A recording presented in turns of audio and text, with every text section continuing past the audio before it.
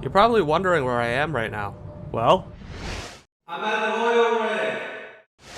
I figured I could make some money on the side by ruining the environment, and it just so happens that this place needed my experienced hands. Check this out. This is the drill I'm operating.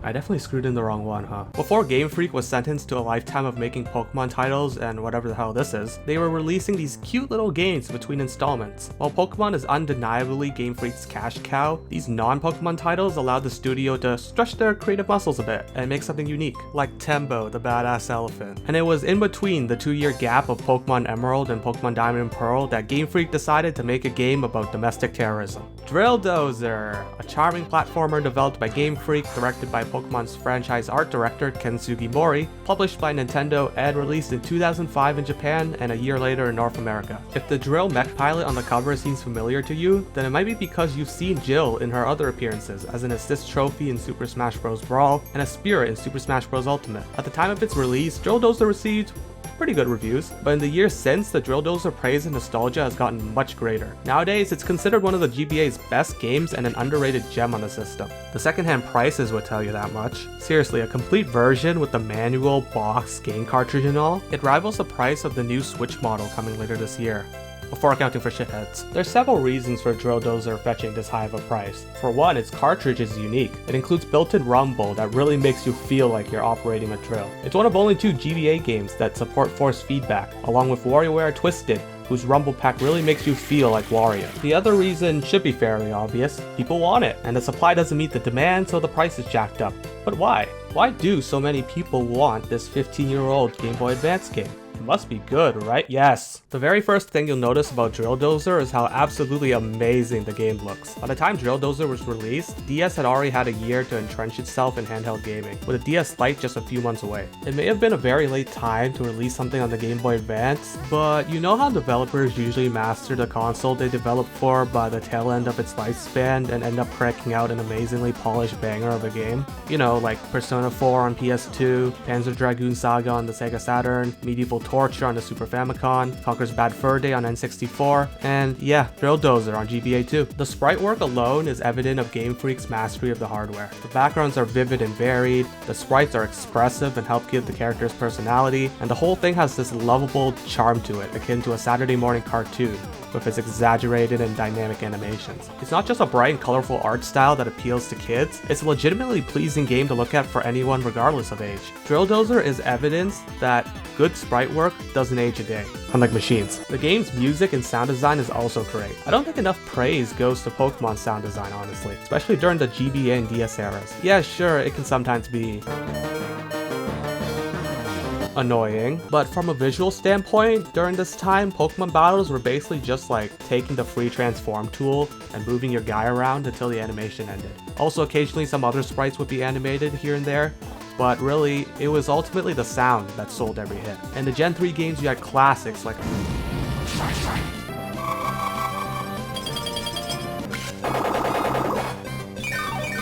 then in Gen 4, you had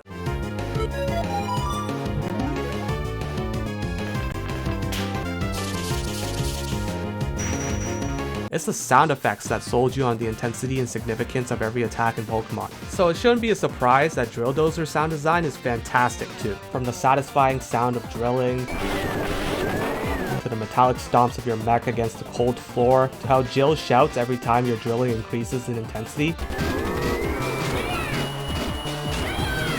It's all there, along with a few sound effects that you may recognize.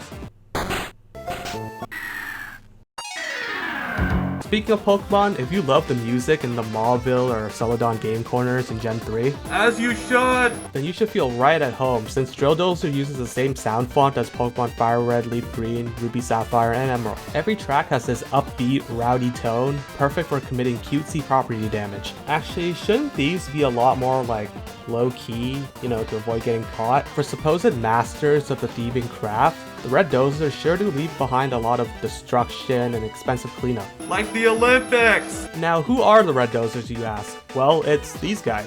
Jill, Grutch, and Guillermo, and I have to say, the front of that hat must be heavier than the drill dozer itself. The Red Dozers are a traveling band of thieves led by Jill's father Doug, who is currently injured thanks to a previous encounter with the main villains of the game, the Skulkers. Due to Doug being out of commission, Jill is appointed the leader of the crew and given control of the drill dozer mech, and the game begins shortly after this fact with a raid at the Skulkers' hideout. This first level does everything needed to make sure you understand the game's golden rule.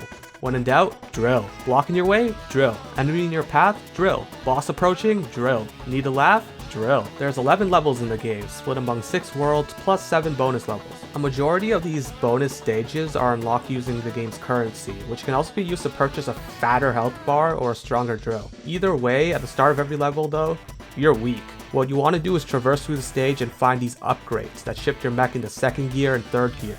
By going into 2nd and eventually 3rd gear, you'll unlock the ability to drill for longer each time until you're able to rip through nearly everything in your path. By gauging how strong your mech is at the start of every level, Game Freak is able to design the game in such a way that you're constantly being thrown new ideas that build upon the simple gameplay mechanic of drilling. It helps make the experience feel fresh throughout every level. It also helps that drilling is inherently satisfying thanks to the destructive power and sound effects coming together to give you a nice big dopamine rush. Seriously, Drill Dozer goes absolutely bananas with the new stuff they introduce in every level. There's timed blocks, there's blocks of honey you can bounce off of, you can control fountains of water, you can do a fucking spin move, woo! There's Tetris, there's spooky skeleton guys, a water level that's actually pretty good, you can crack a safe open, you can go through vents like Among Us.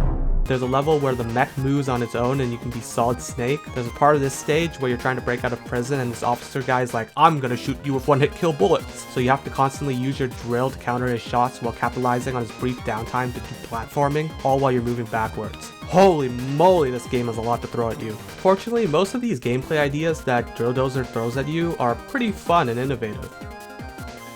Except for this fucking flying level. Imagine the water level, which already had pretty sus controls but was saved by its smart level design, except now you're affected by gravity and also you have the slowest startup time known to man. All you have to do is hold the drill button down and then face upwards unless you get to a part where you have to move horizontally, in which Jill will decide she wants to become a Dota character and begins turning with the urgency of an unemployed man pulling up to a gas station to buy smokes. Also, fuck this boss fight. This boss fight sucks. The water level boss fight was amazing. It was a fucking banger, but here I have to go through an entire maze with spiked walls using these dog-ass flying controls while I'm getting wind blown onto me like I'm a fucking windmill in Holland. Also, why the fuck does this goddamn hover mechanic even exist? Half the time you try to stop and use it, your momentum just freaking throws you into the next week anyways, and you end up eating the shit you were trying to dodge in the first place. Fuck, It's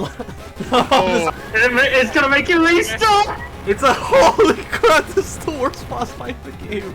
This looks like the absolute worst piece of fucking shit to play. Okay, yeah, this is the worst level in the game, like, by far.